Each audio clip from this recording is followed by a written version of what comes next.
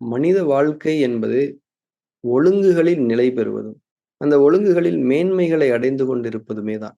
அந்த மேன்மைக்கான பயணத்துல நம்ம தொடர்ந்து இருந்து கொண்டே இருப்பது தான் நம்முடைய வாழ்க்கையே. இங்க டெஸ்டினேஷன் எதுவுமே கிடையாது. ஒரு மேன்மைய அடைஞ்சிட்டீங்களா, அடுத்த மேன்மைய நோக்கின பயணம் தான். அங்க போயிட்டீங்களா, அடுத்த மேன்மையை நோக்கிய பயணம் தான். பயணம் தான். ஒழுங்குகளின் பயணம் தான் மனித வாழ்க்கை. இதுதாங்க, இதுதான் அப்படின்னு எதுவுமே இல்ல. மேன்மை அடைந்து கொண்டே இருக்க வேண்டியது. இந்த பயணத்துல நமக்கு ரொம்ப முக்கியமா உதவக்கூடிய ஒரே ஒருத்தர் யார் அப்படின்னா, தூதர். தூதர் யாரு? நமக்குள்ள இருக்கக்கூடிய மனசாட்சி. உண்மையிலேயே நம்முடைய மனசாட்சிய நாம, நம்ம கூடயே இருக்கக்கூடிய ஒரு மனிதர் மாரியே நெனச்சுக்கணும். இப்ப நீங்கலாம் கூட இருக்கிறீங்க அப்படின்னா, அதே மாரி நான் நெனச்சுக்கணும். ஒரு மனிதர் என் கூடவே இருக்கிறார். எப்பய பார்த்தாலும் என் கூட இருப்பார். அவர் என்ன செஞ்சுட்டு இருப்பாரு? எனக்கு எல்லா சூழல்கள்லயுமே நன்மை, தீமையை பிரித்து அறிவித்துக் கொண்டிருக்கக்கூடிய மனிதர் அவர். அவர் இறைவனுடைய தூதர். எப்போதுமே என்னுடன் இருப்பார். நான் என்னுடைய மனித வாழ்வின் பயணத்தில், அதாவது என்னுடைய ஒழுங்குகளுக்கான பயணத்தில் என்னை செலுத்துவது, நான் தவறி விட்டு விடாமல் இருப்பதை உறுதி செய்வது அவர்தான். அந்த மனசாட்சி தான். அவ்வளவு முக்கியமான ஒரு உணர்வு அது. நம்முடைய மனசாட்சியை நாம் ஒரு தூதராக உணர வேண்டியது. ஒரு மனிதராக, சக மனிதராக நம்மோடு இருப்பதை உணர வேண்டியது ரொம்ப முக்கியம். கவனம் இங்க தான் செயல்படுத்தப்படுது. நாம வலிமைப்படுத்திக் கொண்ட கவனம் செயல்படுத்தப்படுவது இங்குதான். ஒவ்வொரு சூழல்லையுமே அந்த மனசாட்சிக்கு, நம்முடைய அந்த தூதருக்கு எந்த முரண்பாடுகளும் இல்லாமல் நாம் நம்முடைய எண்ணங்களையும், செயல்களையும் அமைத்துக் கொள்ள இதுல ரொம்ப கவனமா இந்த வார்த்தைகள நாம புரிஞ்சுக்கணும். எண்ணங்கள், செயல்கள். அதாவது ஒழுங்குகள்லயே 2 வகை இருக்குது. ஒண்ணு எண்ணங்களில் ஒழுங்கு, இன்னொன்னு செயல்களில் ஒழுங்கு. நம்ம எண்ணங்கள் அளவிலேயே நம்ம தூய்மையா இருக்கணும். அதுக்கப்புறம் செயல்கள்ல தூய்மையா இருந்துக்கலாம். இப்போ உதாரணத்துக்கு நான் ஒரு தப்பு செய்யாம இருக்கேன் அப்படின்னா, அதுக்கு காரணம் என்னன்னா, சிசிடிவி கேமரா மாட்டிப்பேன். அதனால தான் தப்பு செய்யாம இருக்கேன். ஆனா நான் எண்ணங்கள் அளவுல ஒழுங்கீனமாகத்தான் இருக்கின்றேன். யாரும் பார்க்கலைன்னா செஞ்சிரலாம். இப்ப பார்க்குறாங்கன்றதுனால நான் செய்யாம இருக்கேன். அப்போ உங்களுக்கு புரியுதுங்களா? எண்ணங்கள் அளவில் ஒழுங்கு என்றால், யாரும் பார்த்தாலும் சரி, பார்க்காட்டியும் சரி நான் அத செய்ய மாட்டேன். ஏன்னா அது ஒழுங்கீனம். அதை இறைவன் தடுத்து இருக்கின்றான். இது எண்ணங்களில் ஒழுங்கு. எனக்கு ஒரு எண்ணம் இருக்குது. செய்யணும்னு நெனச்சேன். அவன் இருக்கான். அவன் போட்டும் செய்யலாம். இது எண்ணங்களில் ஒழுங்கு அல்ல. நீங்கள் செய்யக்கூடிய செயலுமே ஒழுங்கு என்று கருதப்படாது. ஏன்னா நீங்க அடுத்து மீறிடுவீங்க இல்லையா? அதனால எண்ணங்களின் ஒழுங்கு என்பது மிகவும் முக்கியமானது. அத நம்ம எப்பயுமே மைண்ட்ல வச்சுக்கணும். இதுல இன்னும் நுட்பமா ஒரு விஷயம் நம்ம புரிஞ்சுக்கணும். அதாவது பல எண்ணங்கள் நம்ம மனசுல வரலாம். அது கடந்து போயிரும். அது பிரச்சனையே கிடையாது. ரொம்ப கேவலமா ஒரு எண்ணம் வரும். அந்த எண்ணத்த நீங்க அப்ரூவ் பண்ணல. ஐயோ! இது என்ன இவ்வளவு மட்டமா இருக்கு. அப்படியே விட்டுறது. இது உங்க கணக்கிலேயே வராது. எந்த ஒரு எண்ணத்தை நீங்கள் கவனம் செலுத்தி, அந்த எண்ணத்தை ஏற்றுக்கொண்டு, உங்கள் மனசாட்சி சொல்லுது அந்த எண்ணம் தப்பான எண்ணம்னு இருந்தாலும் அந்த எண்ணத்திலேயே நீங்கள் நிலை பெற்று, அந்த எண்ணத்த நோக்கமா மாத்துறீங்க இல்லையா? அது உங்க மேல வரவு வைக்கப்படும். அது உங்களுடைய எண்ணம். உங்களுக்குள் எழக்கூடிய எண்ணங்களை நீங்கள் நோக்கமாக மாற்றி விடாத வரை, அது உங்களுக்கு சொந்தம் கிடையாது. உங்க கணக்கிலே அது வராது. ஏன் எண்ணங்கள நோக்கமா மாத்தக்கூடாதுன்னா, நோக்கம் செயலா மாறிடும். இப்ப எண்ணங்கள் ஏன் நோக்கமா மாறக்கூடாதுன்னா, நீங்க அதுக்கான வாய்ப்ப எதிர்பார்த்துட்டுல இருப்பீங்க. அத நிறைவேத்துறதுக்கு. ஆனா, இப்ப நீங்க மெடிடேஷன் பண்ணும்போது கெட்ட எண்ணம் வருது. அது நீங்க நோக்கமா மாத்தலல்ல. அது கடந்து போக விட்டுறீங்களா இல்லையா? அப்ப ரொம்ப கவனமா நோக்கம் தான் உங்களுக்கு சொந்தமே தவிர, உங்கள் மனதில் செல்லக்கூடிய எண்ணங்கள் உங்களுக்கு சொந்தம் அல்ல. கொஞ்சம் ஃப்ரீ ஆயிடுங்க. ஐயோ! இப்படி இருக்கே என் மனசு அப்படின்னு நினைக்க வேண்டாம். உங்க நோக்கமா அது மாத்தாத வரைக்கும் நீங்க நோக்கமா மாத்திறக்கூடாதுன்னு நினைக்கிறீங்க இல்லையா? அது ஒரு ஒழுங்கு. அங்க நீங்க உங்க மனசாட்சிக்கு இணக்கமா இருக்கிறீங்க. உங்க மனசுல அங்க யோகம் நிகழ்கிறது. யோகம் என்பது இறைவனுடைய அருகாமை. இறைவனை தரிசித்துக் கொண்டிருக்கக்கூடிய ஒரு தன்மை. எப்பல்லாம் மனசாட்சிக்கு இணங்கி நீங்கள் நடக்கிறீர்களோ, இறை பொருத்தத்தில் நீங்கள் அமைகிறீர்கள். எனவே, உங்கள் மனதில் எழக்கூடிய எண்ணங்களை உங்களுடைய நோக்கமாக மாற்றிக் கொள்ளாதீர்கள். செயல் விளைவு தத்துவத்துல ரொம்ப அழகா, ரொம்ப ஸ்பெசிஃபைடா சொல்றாங்க. உங்களுடைய நோக்கங்களுக்கும் விளைவு இருக்கிறது. உங்களுடைய செயல்களுக்கும் விளைவு இருக்கிறது. அதாவது நம்ம மனசுல ஒரு எண்ணம் வருது. அந்த எண்ணத்த நாம பொருந்திக் கொண்டோம். அத நோக்கமா மாத்திக்கிட்டோம் அப்படின்னு வச்சுக்கோங்களேன். இந்த நோக்கத்துக்கு ஒரு விளைவு இருக்கு. அந்த அந்த விளைவு என்ன தெரியுமா? உங்கள் மனதில் ஏற்படக்கூடிய பல்வேறு விதமான சஞ்சலங்கள். மன சஞ்சலங்கள் தான் உங்களுடைய நோக்கங்களுக்கு விளைவு. செயல்களுக்கு விளைவு உங்கள் வாழ்க்கையில் நிகழக்கூடிய செயல்கள், விரும்பத்தகாத வாழ்வியல் நிகழ்வுகள். இந்த 2 விஷயங்கள புரிஞ்சுக்கணும். இப்போ ஒரு எக்ஸாம்பிள் சொல்றேன்.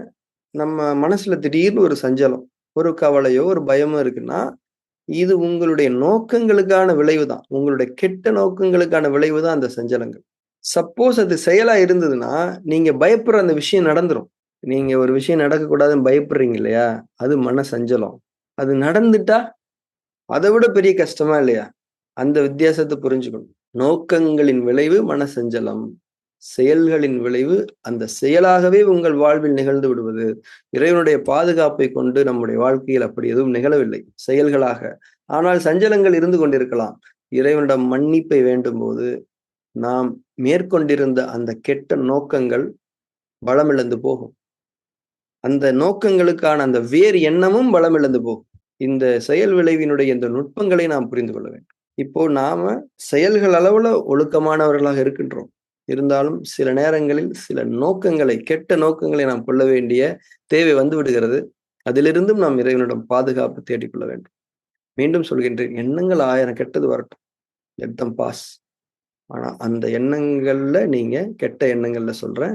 அதுல நிலை பெற்று விடாதீர்கள். உங்கள் நோக்கமாக மாற்றிக் கொள்ளாதீர்கள். நல்ல எண்ணங்கள் என்பதும், நல்ல செயல்கள் என்பதும் எதை அடிப்படையாக கொண்டது என்பதைத்தான் நாம் மிக முக்கியமாக விளங்கிக் கொள்ள வேண்டும். அது நாம் மற்ற மனிதர்களுக்கு என்ன செய்கின்றோம் என்பதை பொறுத்தது தான். இது ரொம்ப ரொம்ப முக்கியமா நீங்க உள்வாங்கிக்கணும். அதாவது நீங்க நல்லவரா இருக்கிறீங்க. நீங்க எண்ணங்கள்ல நன்மை கொண்டிருக்கிறீர்கள், நோக்கங்களின் நன்மை கொண்டிருக்கிறீர்கள், செயல்களின் நன்மை கொண்டிருக்கிறீர்கள் என்பது எப்படி நீங்கள் காட்டுவீர்கள்? எப்படி நீங்கள் நிரூபிப்பீர்கள்? மற்ற மனிதர்களை கொண்டுதான். மற்ற மனிதர்களுக்கு நீங்கள் என்ன நினைக்கிறீர்கள்? அப்பதான் நீங்க நல்ல எண்ணம் கொண்டிருக்கிறீர்கள் என்று அர்த்தம். மற்ற மனிதர்களுக்கு நீங்க என்ன செய்கிறீர்கள் என்பதை பார்த்துத்தானே சொல்ல முடியும் நீங்கள் எந்த அளவுக்கு நன்மையை பொருந்திக் கொண்டவர்களாக இருக்கிறீர்கள் என்று. அதாவது இயற்கையை விட மனிதர்கள் தான் முக்கியம். மனிதர்களாகிய நமக்கு. இதை புரிந்து கொள்ளுங்கள். இப்ப நீங்க ஒரு இடத்துல இருக்கிறீங்க. உங்கள சுற்றிலும் பழத்தோட்டங்கள் இருக்குது. இந்த ஆர்கானிக் ஃப்ரூட்ஸ் எல்லாம் இருக்குது. நீரூற்றுக்கள் இருக்கின்றன. சோலைகள் இருக்கின்றன. பூந்தோட்டங்கள் இருக்கின்றன. எங்க பார்த்தாலும் சுத்தி சுத்தி பார்த்தால் மழையா இருக்குது. அருவிகள் சத்தம் கேட்டுக்கொண்டு இருக்கிறது. அப்படியே லேசான மழை பொழிவு. எங்க பார்த்தாலும் கிரீனரியா இருக்குது.